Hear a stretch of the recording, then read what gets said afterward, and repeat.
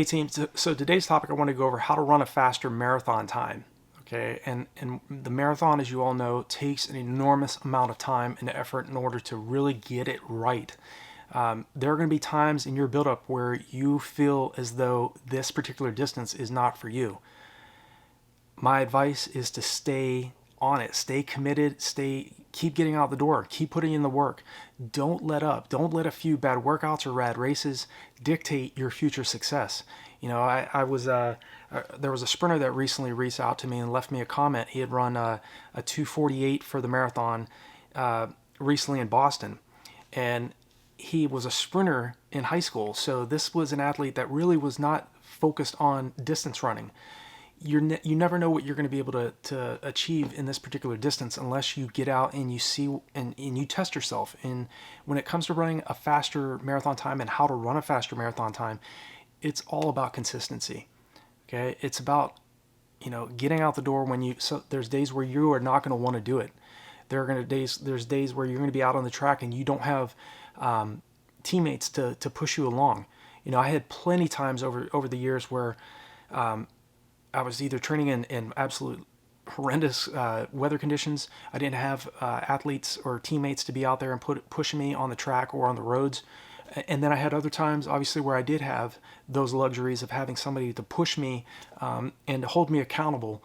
And so to run a faster marathon time, you have to look at, okay, what is my goal race pace, and how can I get that goal race pace to feel easier?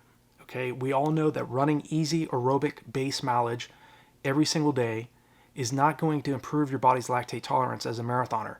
The only way to improve your ability to clear lactic acid faster than it's building up is to run more mileage, more kilometers or miles per week, training at or close to or far below your goal marathon race pace.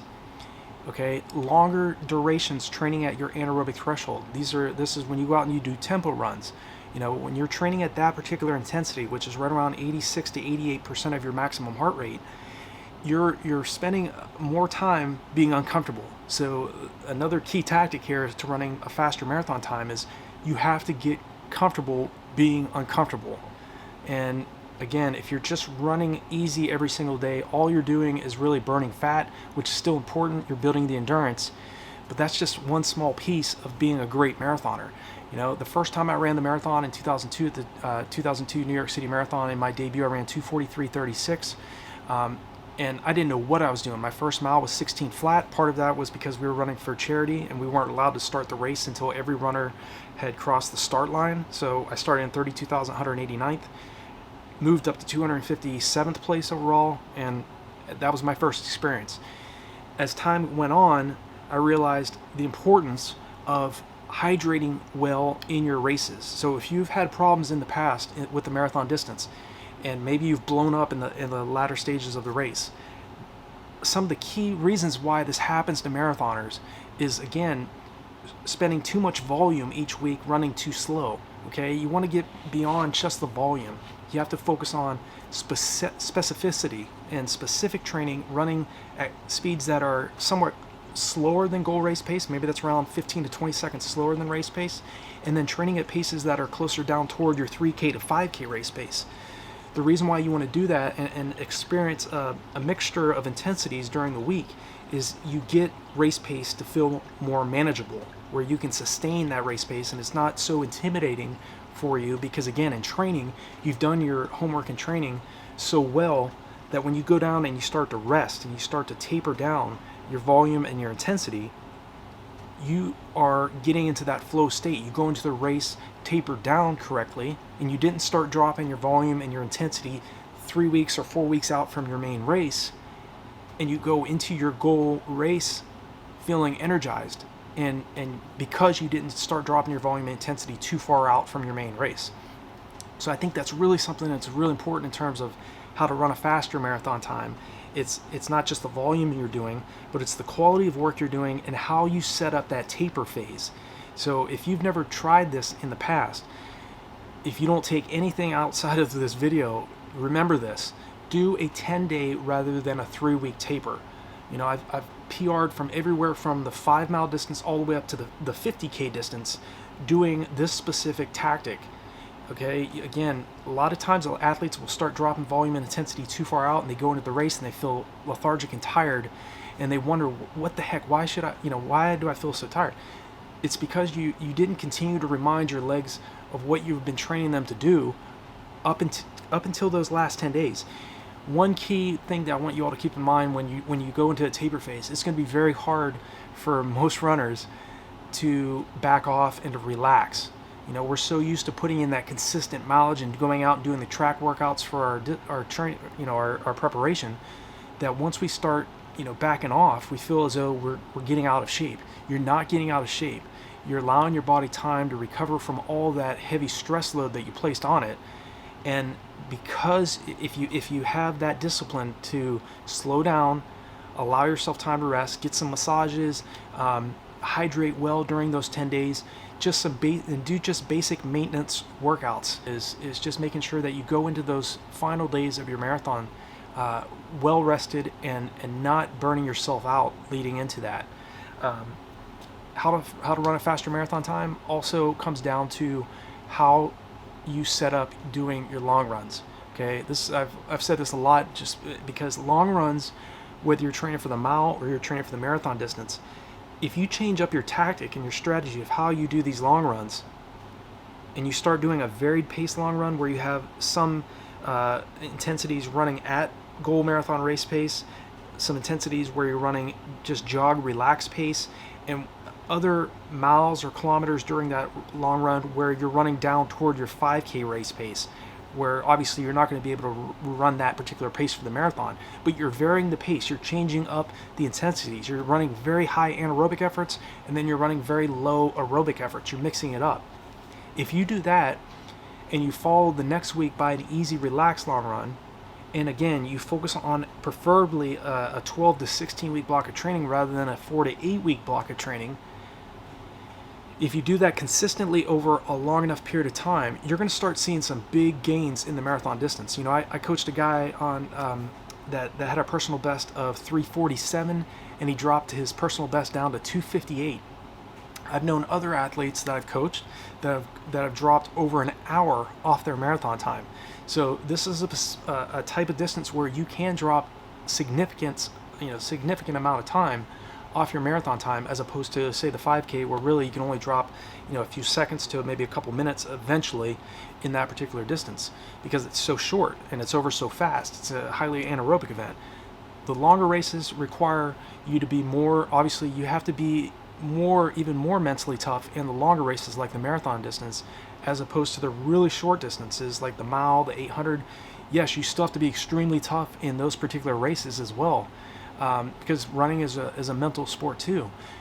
But the longer races, the luxury that you have in the longer races, as opposed to the mile or the 800 or the 2 mile, is you have more time to make up for imbalances of your paces early on in the race. So if you go out far too fast in a mile or an 800, you already know you're going to pay for it. Because you're going to have a very hard time making up for going out far too fast in races that quick. But in the marathon distance, if you go out the first mile, say you're trying to run a sub 3 hour marathon, and you have to run 6:52 mile pace or 4:16 kilometer pace, if you hit that first mile at, say, 6:15, that's far too aggressive, as but you can slow down a little bit and have plenty of time, plenty of miles, plenty of kilometers to make up for that fast first mile. You can't do that with the shorter races. So proper pacing is very important to run a faster marathon time as well. You have to continue to stay on your grind, continue to stay on your long-term goals. When I was a 2:43 marathoner, my goal was to break 2 hours and 22 minutes. I wanted to qualify for the Olympic trials. Unfortunately, I qualified. I earned the Olympic trials A standard time of 2 hours and 20 minutes, back when it was 2 hours and 20 minutes flat, 28 days after the 2008 Olympic trials were held. So for me that day, it was like I qualified for the Olympic trials, because I worked so hard, and I had so many times where I doubted myself as well. I wondered, maybe I'm more of a 5K, 10K athlete. Maybe I'm more of a 10 miler or half marathon athlete. I ran a 107 half, 50-54 for 10 miles, but I had so many times where I would go out and train for the marathon and get ready, but I wasn't hitting it. I wasn't hitting my goal times in the race. And a big mistake I was making was I was very disciplined in doing my long runs, but they were run at around 6:30 to 7-minute mile pace. But yet I had a goal of running 5:25 or faster per mile for 26.2 miles. 6:30 to 7-minute mile pace for doing 16 to 24 milers at that effort is too aerobic. It's too easy. So you get what I'm saying? If you've done this in the past and you've questioned yourself and you said, man, maybe the marathon isn't for me. Look at how you've set up your training in the past. Maybe you're doing too much mileage during the week too aerobically. You have to get beyond that. It's about the quality work that you're putting in. Dr. Joe Vigil gave a great presentation, and I'll leave that below this video. Definitely watch that. He said in that video that some of the world-class athletes that he was coaching and was surrounded by told him that they were basically running around 40% of their weekly volume at or below goal race pace. Now, that's not everybody. Okay, your goal might not be to qualify for the Olympic trials or qualify for the Olympic Games or medal in the World Championships. Maybe you're just getting out the door and you want to lose some weight and you want to experience what the marathon's like. Maybe you're training for your first marathon. So you don't have to get so technical when it comes to training for your races. The most important thing is being consistent and getting outdoor and building your fitness. Doing strides 2 to 3 times per week during your easy days. Again, because you're working on acceleration drills, you're focusing on your form, you're focusing on staying as relaxed as you can, running at very high very high intensities. So another key tip about how to run a faster marathon time is relaxation. It's very important when you're running at very high efforts. Your body starts to tense up, your face tenses up, your shoulders start to rise. So you can consciously tell yourself in training, I'm relaxed, I'm calm. Whatever you have to tell yourself to stay as relaxed as you can, that is a key tactic that a lot of the best marathoners that I've trained with over the years use. Look at all the best sprinters, middle distance runners, and long distance runners that or that you've watched on television. Look how relaxed they are. Again, they're relaxed because they've practiced so often running at very high speeds in training. So they've got to a point where they can handle those fast speeds and they're able to sustain that pace over a long period of time. Or if they're sprinters, they can handle very, very high anaerobic efforts, very hard burst for the entire duration of the race, whether that's 100 meters, 200 meters, or the 400 meters, or 800 meter, because still an 800 meter athlete and even a miler is still more of a sprint athlete. Their body composition is probably like 99% fast twitch muscle fibers and 1% slow twitch muscle fibers. We as middle to long distance runners, especially the longer distance specialists that are out there, probably are 99% slow twitch muscle fibers and 1% fast twitch muscle fibers. So as you're doing those speed training workouts, 1 VO2 max workout per week, 1 tempo run per week, and 1 long run per week, sometimes depending on the level of the athlete, you may be doing more than 1 VO2 max workout per week. You might be doing a double anaerobic workout in one day. I've done that several times over the years as well. So it just depends on where you're at in your marathon journey. But if you're doing all of these and you're consistent and you're patient with yourself and you're focusing on hydration, you're setting your water bottles out during your long runs in training. So again, you make training the most difficult part of your preparation, preparing for your upcoming marathon. The marathon that you're aiming for, wherever that's at, that is going to be the celebration of your hard work. If you've prepared properly in training and you've done your homework in training, there's nothing your competition's going to be able to throw at you that you have not already put yourself through in training. That is the tactic I used over the years that helped me eventually run under the 2 hour and 20-minute marathon barrier. Again, I was a 5:30 miler in high school the first time I ran it as a freshman in high school. The first time I ran the 2 mile was 11:30. Got to a point where I could run a mile in 4:22, run the 2 mile in 9:27, and eventually, run at faster efforts for longer distances. But it's a process. It doesn't happen overnight. So you have to be patient with yourself. You don't want to let go of whatever dream or goal that you have. Know that it's going to be challenging. you're going after the marathon. Okay, this is the toughest, probably one of the toughest, if not the toughest running event out there. So, but that being said, it can still be fun. It can still, but you have to make sure that you're not losing enthusiasm for what you're doing in training. Find a group to hold you accountable. If you don't have the competition, if you don't have the teammates to push you in training, you have to look at what is your goal, what have you been dreaming about, and really attack that particular goal and hold yourself accountable. If you have a training plan, or you have a goal in mind, then make sure that you continue and put in that heavy work. There are resources on RunDreamAchieve.com. I have training plans. I have running courses I've created for marathoners trying to break the 2:30 marathon, the 3-hour marathon, the 4-hour marathon, and the 5-hour barrier. So if you're wanting to run a faster marathon time, there are resources there for you. There are a lot of blog posts I've written, as well as here on the channel, created videos about the marathon distance and how to run a faster marathon time. So I hope this video is helpful for you. Feel free to reach out, leave me a comment if you have any questions, or if there's something I didn't cover as in depth in this particular video about the marathon distance.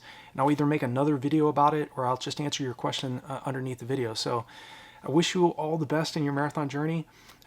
Again, it's a great race, it's a great event, but you have to focus on all the fundamentals: proper sleep, proper nutrition, drinking in the race rather than just sipping in the race. Don't think you're going to be able to run a 26.2 mile or 42.2 kilometer race with just sipping in the race. You have to grab those cups and you have to drink the entire contents of them, and practice drinking in training. Find out how much fluid your stomach can withstand in training, so that, again, you don't make the mistake of drinking too much in the race and get a cramp.